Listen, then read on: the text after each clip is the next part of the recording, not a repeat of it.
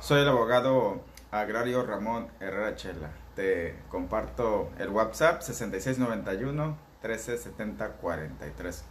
Repito, 6691-137043. Si te quieres integrar al grupo, tienes alguna duda sobre el tema de hoy, puedes hacer un mensaje, una llamada. En Facebook te recomiendo integrarte a la página Derecho Agrario. En YouTube, en el canal Ramón Herrera Chela, vas a encontrar este video y varios más de la materia agraria completamente gratuitos. El tema de hoy aplica por igual a ejidos y comunidades, y por equidad de género, cuando me refiero a ejidatario, desde luego que también abarco a la mujer, ambos géneros, solo singularizo por la cuestión de los tiempos. Y el tema ganador es el análisis de la ley agraria.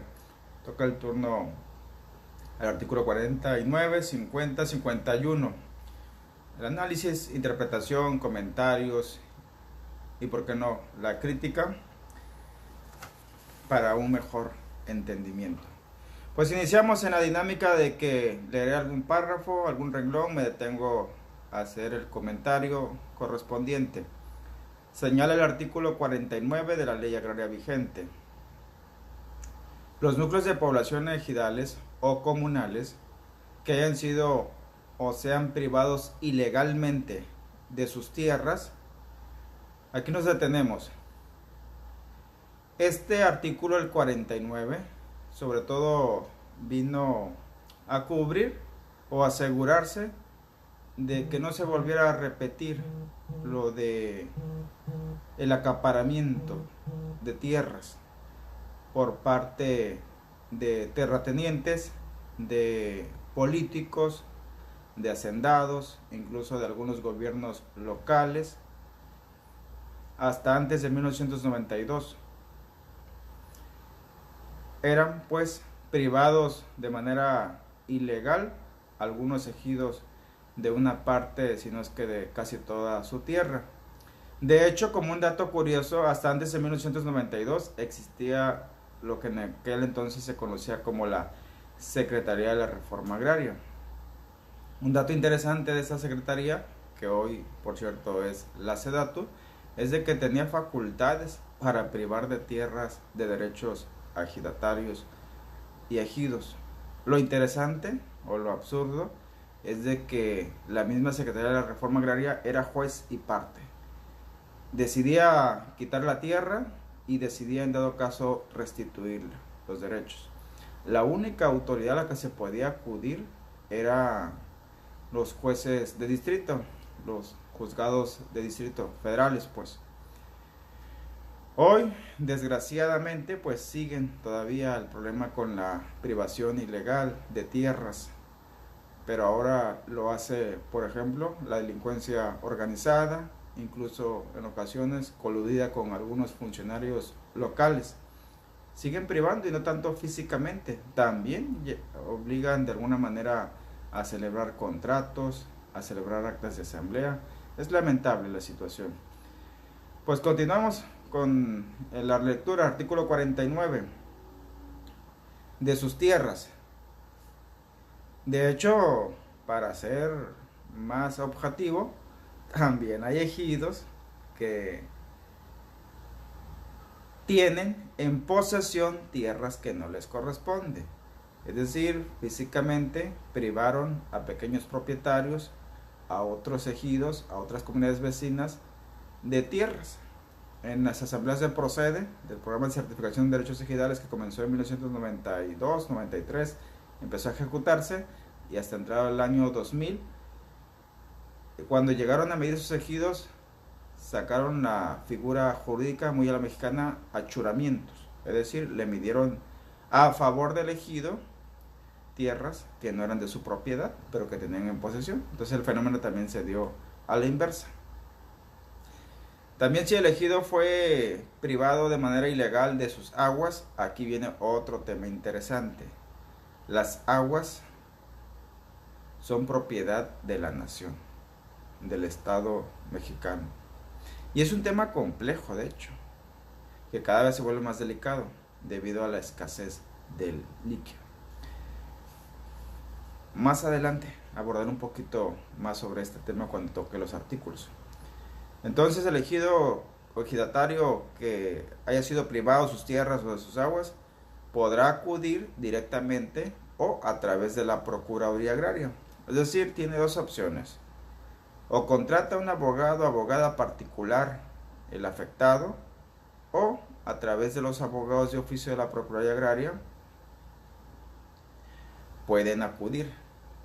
A veces lo delicado está que en algunas delegaciones la Procuraduría Agraria también es parte del problema, tal vez por las omisiones, por la falta de diligencia debida, porque tal vez no cuenta con el suficiente personal, el suficiente presupuesto, o el desenvolvimiento cuestionable de algunos de sus funcionarios, pues eso hace complicado el asunto de que el ejido quiera recuperar tierras, aguas o incluso pues también derechos. Eso sí, si acuden con abogados particulares, también tengan cuidado que sean abogados especialistas, que conozcan pues de la materia. Van a acudir ante el Tribunal Agrario para solicitar la restitución de sus bienes, sean tierras, aguas, insisto yo, también derechos. No aclara la modalidad, en este caso el artículo. Si por ejemplo la privación ilegal de las tierras es producto de un delito, como puede ser el despojo, en cuyo caso es competente la Fiscalía, el Ministerio Público, el juez penal. Y si esa privación, tampoco aclara el artículo, es de manera física o es en papel, es decir, alterando planos, actas de asamblea, dotaciones, ampliaciones de dotaciones, etc. O si se da de manera simultánea, tanto física y en documentos. Eso es importante que lo tengan en cuenta, porque al momento de plantear la demanda, más vale que la planteemos correcta, completa. Si vas a solicitar la nulidad de algún documento, como algún contrato, alguna acta, alguna publicación en el diario oficial del Estado, de la Federación, y que también vas a solicitar la entrega física y material, incluyendo las mejoras que le hagan pues a la tierra producto de la privación ilegal en perjuicio del ejido. Continuamos con el siguiente artículo, 50. Por cierto, ese artículo 50 está fuera de lugar. Más adelante vuelven a tratar este tema y lo desenvuelven un poquito más, pero pues respetando el estricto orden de la ley, lo comento. Artículo 50. Los ejidatarios en su parcela y los ejidos como persona moral o colectiva podrán formar uniones de ejidos o de comunidades también, indígenas o no indígenas, pues con la finalidad de asociarse o integrar asociaciones rurales de interés colectivo y cualquier tipo de sociedades mercantiles o civiles. Esto significa que un ejido puede tener una doble personalidad o una doble identidad moral. Es decir, puede existir como persona moral basada en la ley agraria y demás legislación aplicable, y además el ejido se puede constituir como empresa, como una empresa mercantil, una sociedad mercantil, esto basado pues en las leyes mercantiles del comercio, etcétera, o de cualquier otra naturaleza que no estén prohibidas por la ley. Es decir, puede hacer actividades lucrativas, comerciales, para el mejor aprovechamiento de las tierras ejidales, así como para la comercialización y transformación de productos, la prestación de servicios y cualesquiera otros objetos que permitan a los ejidatarios el mejor desarrollo de sus actividades. En pocas palabras, deben de ser equipo, deben de ser cadena, deben de hacer sinergias ahí en la zona, en la región, pues para complementarse entre sí, para apoyarse entre sí, para abaratar costos de producción, de exportación, de mover pues el producto, y también pues para tener mayor capacidad para producir, para comercializar. Eso sí, como ya lo aclara el artículo, deben de estar constituidos legalmente. para que pues puedan llevar a cabo esta clase de actos comerciales y que tengan efecto.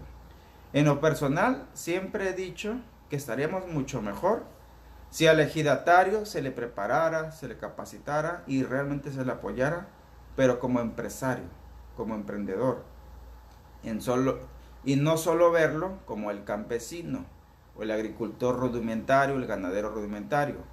Y es que lamentablemente cuando nada más se le tiene como el que siembra, el que cría vacas, pues vienen los acaparadores a llevarse el producto, y quien logra transportar, traficar con el producto, con los animales, con la cosecha, es el que se lleva las ganancias, el intermediario. Pues para eso se debería de capacitar a los ejidatarios, porque pues seamos realistas, vivimos en un mundo globalizado, nos guste o no nos guste.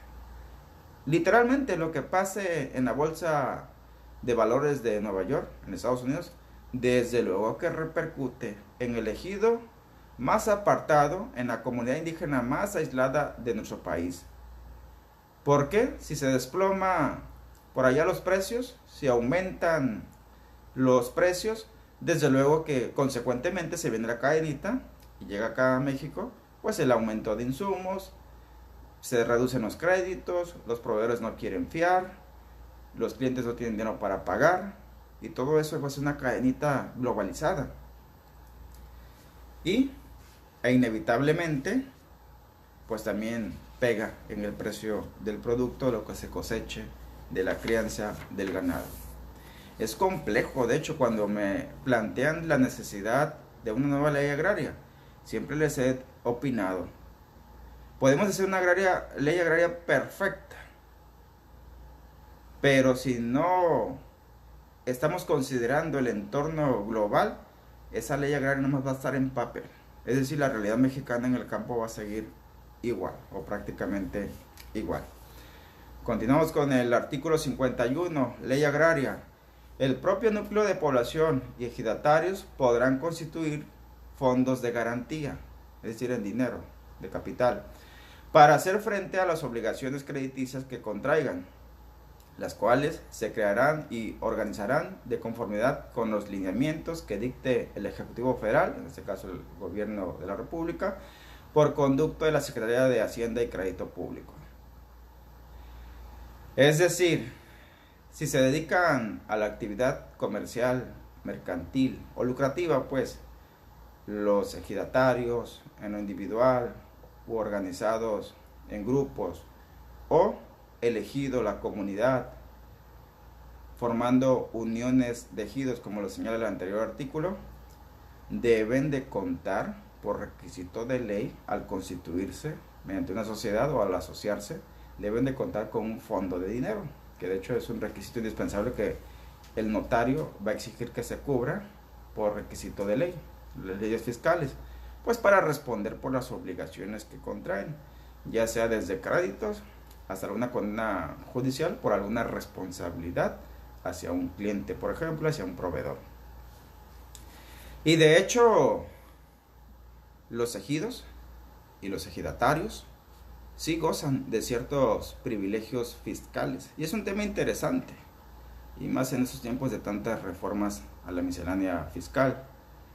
Ojalá y pronto podamos contar con el apoyo de la contadora y maestra Graciela Palomares de Autlán, Jalisco, una fiel seguidora de estas transmisiones en materia agraria, y que nos pueda compartir a través de alguna transmisión en vivo su experiencia, muy valiosa por cierto, con los ejidos y con los ejidatarios en relación a sus obligaciones fiscales e impuestos y todo lo que implica. Pues resultará de mucha ayuda, será muy valiosa para esta comunidad agraria a nivel nacional. Así que, maestra Graciela, esta es su casa para compartir una parte de su enseñanza. A los que están viendo el video, pues dejen sus comentarios, pues para que se anime la maestra a transmitir una cuestión fiscal de impuestos respecto a los ejidos y a los ejidatarios. Bien valdrá pues que nos dedique ese tiempo, ese esfuerzo, aquí estas puertas siempre están abiertas para quien quiera venir a contribuir. Pues así las cosas, dejen también pues sus comentarios, sus saludos, dejen también sus preguntas y ayúdenos a contestarlas. Nos vemos pues en la siguiente transmisión.